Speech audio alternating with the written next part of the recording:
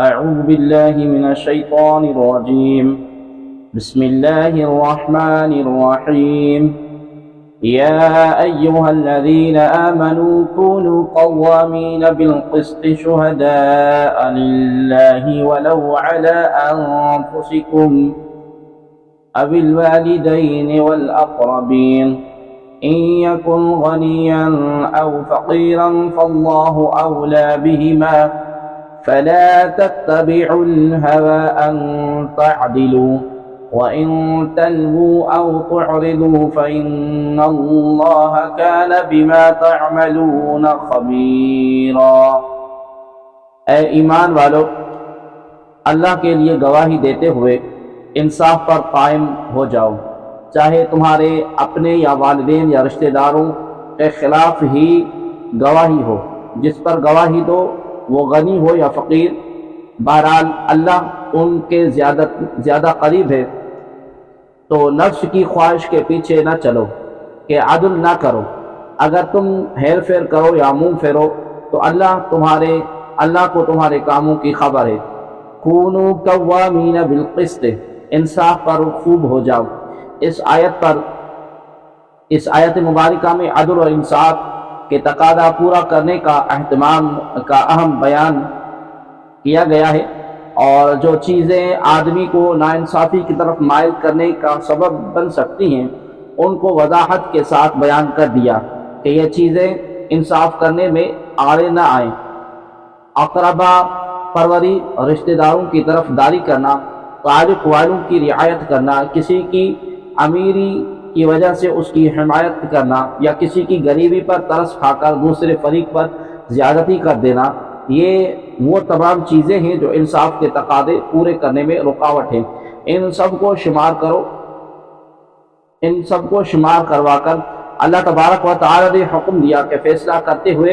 اور گواہی دیتے ہوئے جو صحیح حکم ہے اس کے مطابق چلو، اور کسی قسم کی تعلق داری کا لحاظ نہ رکھو، حتیٰ کہ اگر تمہارا فیصلہ یا تمہاری گواہی تمہارے سگے ماں باپ کے بھی خلاف ہو تو عدل سے نہ ہٹو. اس کی عظیم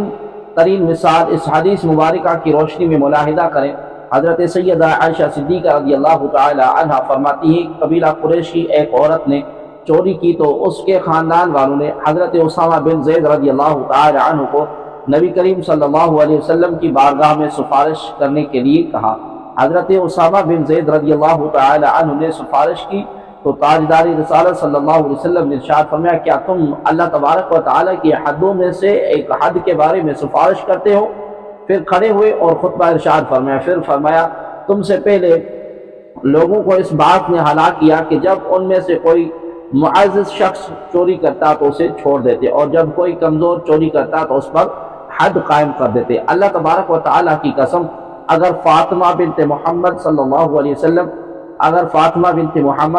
رضی اللہ تعالی عنہ بھی چوری کر لیتی تو میں اس کا بھی ہاتھ کاٹ دیتا. یا ایھا الذین آمنوا باللہ ورسولہ والکتاب الذی نزل علی رسولہ والکتاب الذی انزل من قبل ومن یکفر باللہ وملائکتہ وکتبہ ورسلہ والیوم الآخر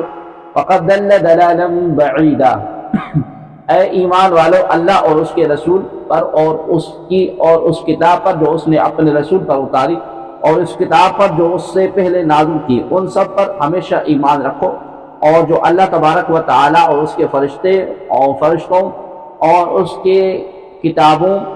اور اس کے رسولوں اور قیامت کو نہ مانے تو وہ ضرور دوری کی گمراہی میں جا پڑا. آمنوا باللہ ورسولہ، اللہ اور اس کے رسول پر ایمان رکھو. یا اہل ایمان کو مخاطب کر کے فرمایا، ایمان والوں ایمان لاؤ، آمنو ایمان لاؤ. اگر یہ خطاب حقیقی مسلمانوں کو ہے تو اس کا معنی ہوگا کہ ایمان پر ثابت قدم رہو، اور اگر یہ خطاب یہود و نصارہ سے ہو تو معنی یہ ہوگا کہ اے بعض کتابوں اور بعض رسولوں پر ایمان لانے والوں، تم مکمل ایمان لاؤ، یعنی تمام کتابوں اور تمام رسولوں پر جن میں قرآن اور محمد کریم صلی اللہ علیہ وسلم بھی داخل ہیں. اور اگر یہ خطاب منافقین سے ہو تو اس کے معنی یہ ہوں گے کہ ایمان کا ظاہر دعویٰ کرنے والوں، اخلاص کے ساتھ ایمان لے آؤ. یہاں جو فرمایا گیا کہ رسول اور کتاب پر ایمان لاؤ، تو رسول سے سید الانبیاء صلی اللہ علیہ وسلم اور کتاب سے قرآن پاک مراد ہے۔ یا یہ بات یاد رہے کہ اہل ایمان کا لفظ حقیقی معنی کے اعتبار سے موجودہ زمانے میں صرف مسلمانوں پر بولا جا سکتا ہے، کسی اور مذہب والے پر، خواہ وہ یہودی یا عیسائی، اس لفظ کو نہیں بول سکتے۔ ان آیت میں فرمایا گیا کہ تم اللہ تبارک و تعالی پر اور اس کے رسول صلی اللہ علیہ وسلم پر اور قرآن پر اور اس سے پہلے ہر کتاب اور رسول پر ایمان لاؤ۔ اسے معلوم ہوا کہ کتابوں پر ایمان لانا ضروری ہے، مگر عمل صرف قرآن شریف پر ہی ہوگا۔ ان کتابوں کے متعلق یہ عقیدہ رکھنا چاہیے کہ اللہ تبارک و تعالیٰ کی بھیجی ہوئی کتابیں ہیں۔ ان الذين آمنوا ثم كفروا ثم آمنوا ثم كفروا ثم ازدادوا كفرا لم يكن الله ليغفر لهم ولا ليهديهم سبيلا۔ بے شک وہ لوگ جو ایمان لائے پھر کافر ہو گئے، پھر ایمان لائے پھر کافر ہو گئے، پھر کفر میں اور بڑھ گئے، اللہ ہرگز نہ انہیں بخشے گا اور نہ انہیں راہ دکھائے گا۔ ان الذین آمنوا، بے شک جو ایمان لائے۔ شان نزول حضرت عبداللہ بن عباس رضی اللہ تعالی عنہما نے فرمایا کہ یہ آیت یہودیوں کے بارے میں نازل ہوئی جو حضرت موسیٰ علیہ السلام پر ایمان لائے، پھر بچڑے کی پوجا کر کے کافر ہوئے، پھر اس کے بعد ایمان لائے، پھر حضرت عیسیٰ علیہ السلام اور انجیل کا انکار کر کے کافر ہو گئے، پھر محمد مصطفیٰ صلی اللہ علیہ وسلم اور قرآن کا انکار کر کے اور کفر میں بڑھ گئے۔ ایک قول یہ ہے کہ یہ آیت منافقین کے بارے میں نازل ہوئی کہ وہ ایمان لائے، پھر ایمان کے بعد کافر ہو گئے، پھر ایمان لائے، یعنی انہوں نے اپنے ایمان کا اظہار کیا تاکہ ان پر مومنین کے احکام جاری ہوں، پھر کفر میں بڑھے، یعنی کفر پر ان کی موت ہوئی۔ ان کے متعلق فرمایا گیا کہ اللہ تبارک و تعالی انہیں نہیں بخشے گا، یعنی جب کہ کفر پر رہیں اور کفر پر مرے، کیونکہ بخشا نہیں جاتا مگر جب کہ کافر توبہ کرے اور ایمان لائے تو بخشش کا مستحق ہو گیا، جیسا کہ ایک اور مقام پر فرمایا قُلْ لِلَّذِينَ كَفَرُوا إِن يَنْتَهُوا يُغْفَرْ لَهُم مَّا قَدْ سَلَفَ، تم کافروں سے فرماؤ اگر وہ باز رہے جو ہو گزرا وہ انہیں معاف فرما دیا جائے گا۔ حدیث شریف میں ہے کہ اسلام سارے سابقہ گناہوں کو ختم کر دیتا ہے۔ بشر المنافقین بأن لهم عذابا علیما الذین یتخذون الکافرین اولیاء من دون المؤمنین ایبتغون عندهم العزة فإن العزة للہ جمیعا، منافقوں کو خوشخبری دو کہ ان کے لیے دردناک عذاب ہے وہ جو مسلمانوں کو چھوڑ کر کافروں کے دوست بناتے ہیں۔ کیا یہ ان کے پاس عزت ڈھونڈتے ہیں تو تمام عزتوں کا مالک اللہ ہے۔ الذین یتخذون الکافرین اولیاء من دون المؤمنین، وہ جو مسلمانوں کو چھوڑ کر کافروں کو دوست بناتے ہیں۔ اس سے پہلی آیت مبارکہ میں منافقوں کے لیے دردناک عذاب کی وعید بیان کی گئی، اور پھر منافقوں کی ایک کرتوت بھی بیان کی گئی کہ یہ مسلمانوں کو چھوڑ کر کافروں کو دوست بناتے ہیں، کیونکہ ان کا خیال تھا کہ اسلام غالب نہ ہوگا، اس لیے وہ کفار کو صاحب قوت اور شوکت سمجھ کر ان سے دوستی کرتے تھے اور ان سے ملنے میں عزت جانتے تھے، حالانکہ کفار کے ساتھ دوستی ممنوع ہے اور ان سے ملنے میں عزت سمجھنا باطل ہے۔ اس سے معلوم ہوا کہ کافروں سے محبت اور دوستی رکھنا منافقوں کی علامت ہے، خصوصاً مسلمانوں کے مقابلے میں۔ ایسے سب لوگوں کے متعلق فرمایا جا رہا ہے کہ کیا یہ لوگوں کے پاس جا کر عزت تلاش کرتے ہیں، حالانکہ تمام عزتوں کا مالک اللہ تبارک و تعالی ہے، تو وہی خدا بند کریم ہی عزت والا ہے، اور اللہ تبارک و تعالی کی عطا سے وہ عزت والے جنہیں اللہ تبارک و تعالی عزت دے، جیسے انبیاء کرام علیہ السلام اور مومنین۔ منافقوں کے مذکورہ بالا طرز عمل کو سامنے رکھ کر آج دنیا کے حالات کو دیکھیں تو معلوم ہوگا کہ یہ مرض آج کل بکثرت پایا جا رہا ہے۔ اپنوں کو چھوڑ کر بیگانوں سے دوستیاں، مسلمانوں کو چھوڑ کر کافروں سے پیار، باہمی اتحاد سے عزت حاصل کرنے کے بجائے کفار کے قدموں میں بیٹھ کر عزت حاصل کرنے کی کوشش کرنا مسلمان قوم میں کس طرح سرایت کیے ہوئے ہیں۔ اللہ تبارک و تعالی ہم سب کو عقل سلیم عطا فرمائے۔ وَقَدْ نَزَّلَ عَلَيْكُمْ فِي الْكِتَابِ أَنْ إِذَا سَمِعْتُمْ آيَاتِ اللَّهِ يُكْفَرُ بِهَا وَيُسْتَهْزَأُ بِهَا فَلَا تَقْعُدُوا مَعَهُمْ حَتَّى يَخُوضُوا فِي حَدِيثٍ غَيْرِهِ إِنَّكُمْ إِذًا مِثْلُهُمْ ان اللہ جامع المنافقین والکافرین فی جہنم جمیعا، اور بے شک اللہ تم پر کتاب میں یہ حکم نازل فرما چکا ہے جب تم سنو کہ اللہ کی آیتوں کا انکار کیا جا رہا ہے اور ان کا مذاق اڑایا جا رہا ہے، تو ان لوگوں کے ساتھ نہ بیٹھو جب تک وہ کسی دوسری بات میں مشغول نہ ہو جائیں، ورنہ تم بھی انہی جیسے ہو جاؤ گے۔ بے شک اللہ منافقوں اور کافروں سب کو جہنم میں اکٹھا کرنے والا ہے۔ وَقَدْ نَزَّلَ عَلَيْكُمْ فِي الْكِتَابِ، بے شک اللہ تم پر کتاب میں یہ حکم نازل فرما چکا ہے۔ اس آیت مبارکہ میں واضح طور پر فرما دیا گیا کہ جو لوگ اللہ تبارک و تعالیٰ کی آیتوں کا انکار کرتے ہیں اور ان کا مذاق اڑاتے ہیں، جب وہ اس خبیث فعل میں مصروف ہو تو ان کے پاس نہ بیٹھو، بلکہ حکم یہ ہے کہ ایسی جگہ پر جاؤ ہی نہیں، اور اگر جانا پڑ جائے تو جب ہاتھ سے روکنا ممکن ہو تو ساتھ ہاتھ سے روکو، ورنہ اگر زبان سے روک سکتے ہو تو زبان سے روکو، اور اگر یہ بھی نہ کر سکو تو دل میں اس حرکت سے نفرت کرتے ہوئے وہاں سے اٹھ جاؤ، اور ان کی ہم نشینی ہرگز اختیار نہ کرو، کیونکہ جب قرآن، شریعت یا دین کا مذاق اڑایا جا رہا ہو اور اس کے باوجود کوئی آدمی وہاں بیٹھا رہے تو یا تو یہ خود اس فعل میں مبتلا ہو جائے گا یا ان کی صحبت کی نحوست سے متاثر ہوگا، یا کم از کم اتنا تو ثابت ہو ہی جائے گا کہ اس شخص کے دل میں بھی دین کی قدر و قیمت نہیں ہے۔ کیونکہ